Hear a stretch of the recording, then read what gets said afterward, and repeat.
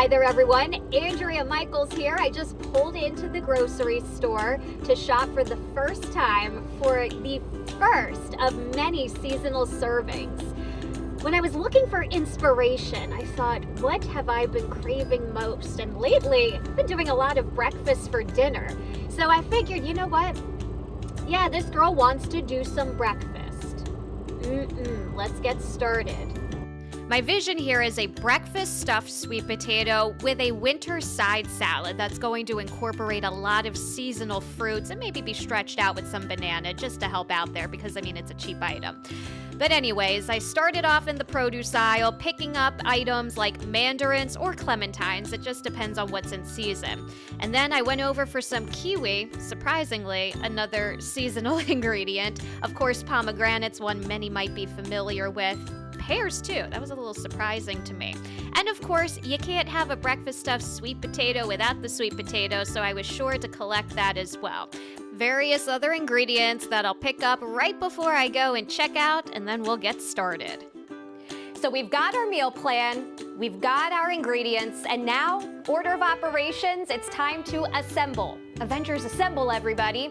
We've got our wonderful spread of all of the seasonal items, but we're going to start with the sweet potato first. Olive oil, salt, wrap that baby up, put it into a 400-degree oven, and then just cook it until it's tender. Carve some holes in it, make it look all nice and wonderful. And while you're doing that, and this is baking in the oven, and you're waiting for this to cook, because this could take a while. This could take 40 to 60 minutes, depending upon the size and the quantity of your sweet potatoes.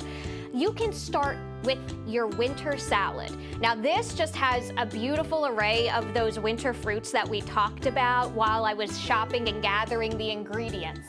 But this, oh yes, we've got kiwi, which I had no idea was a winter fruit. That just never struck me as one. But I like learning new things. Of course, traditional pomegranates, that I feel is pretty expected.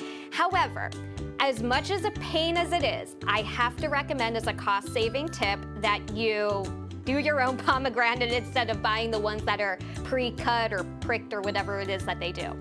Although admittedly, yes, it is a pain to do. And then you can just use something cheap like bananas to help stretch it, of course. And we also have some pear, like I mentioned, which is a seasonal winter fruit as well. And these are mandarins. I hear clementines are in season, but some sort of citrus works with this. And then just to be fancy, to use some of the extra mandarins, because I had to buy a huge bag, I squeezed some of the juice, and then I also squeezed half of the juice of a lemon, mixed it up, nothing fancy, a little bit of olive oil, and threw it in just so that it had some sort of dressing on it. You'll have fruit salad for quite some time for that. So while that's happening, cook off your yummy and delicious sausage. You can also crisp up your bacon. You're going to want that. Put your ingredients aside. And then that's all done. And this is next. Cracking some eggs. It's going to be messy. I'm always a messy egg cracker. I don't, case in point here. Man down, man down, man down. Okay, we got a trash can here. Throw that in here. Uncrack this one. We're gonna throw that in. Whoop, whoop, whoop. And then you crack them in. You have to make sure you're hollowing out a boat, otherwise you're gonna lose a lot of egg here. So make sure that you're keeping a close eye on that. Make sure your oven temperature is just right. That's right, I'm washing my fingers because I just touched raw egg. And then you just gotta pop it in the oven. And by the magic of TV, I'm hopefully going to have one ready for you. So you put this back in the oven. Oh yeah, looks like we got some eggs ready. We are going to pull this guy out. This is another one. Oh, that looks like that's going to be awesome. All right, here we go. I hope this is dippy right where I want it. Oh, yes. See, I like dippy eggs. You cook them as much as you please, but I want that dippy. All right, so cut it open. Oh, yeah, it's got a little dip to it. Perfect. Then all you gotta do, ooh, hot. Yes, that is hot. All you gotta do is dress it, make it look a little fancy here.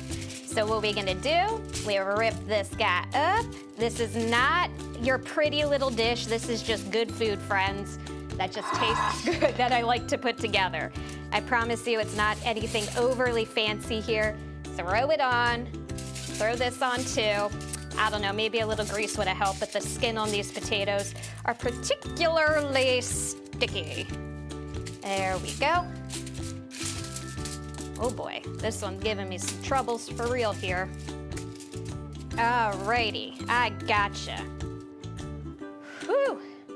I swear when I did the practice run at home, guys, it did not look so chaotic. But then you add your delicious toppings, and it can be very customizable, anything you want it to be. You can add your sausage, you can add your bacon, you can add your cheese, you can pop this back in and melt your cheese. You can do whatever you so please. I love the cheese though, so we're gonna add that. Cheese on, and then we need some vegetables. Yeah, now this is just a little bit of chive. They didn't have scallion, but hey, it makes it a little green, looking nice. And this is great. This is what's so great about it. Not only is the recipe customizable, but the dish itself is customizable. This is something that can play as brunch. This is something that can also play as breakfast for dinner, or if you're just feeling like a very extra special, fancy sort of, breakfast straight up in the morning. But here you go. Doesn't that look delightful? The creaminess of the egg, yes, it is going to make it taste perfect, I promise you. And if you're ever so daring, I know this is very bold already looking and just very involved, add some hot sauce. Hot sauce never made anything taste worse. Continue to watch Seasonal Servings here on Fox 43 Morning News. I'll be sure to get the recipe and all of the info that you might want to know on our website, fox43.com.